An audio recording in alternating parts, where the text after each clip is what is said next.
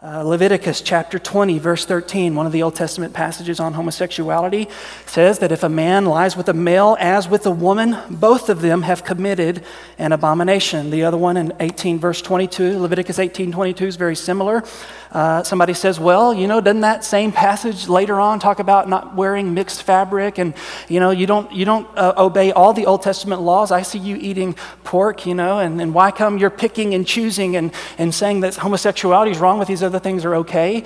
That's a pretty good objection, pretty good question. But what the answer is you've got to think about the fact that it's not just an Old Testament issue. You just saw two other passages in the New Testament, but even so, in the Old Testament, there's different kinds of Old Testament laws. There are ceremonial laws, there are moral laws, there are civic laws.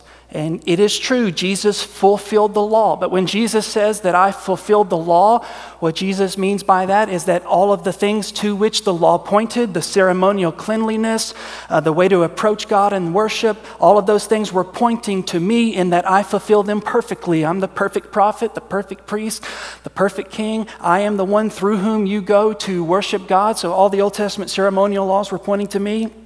The civic laws, we're not in a theocracy. We live in America, thank God.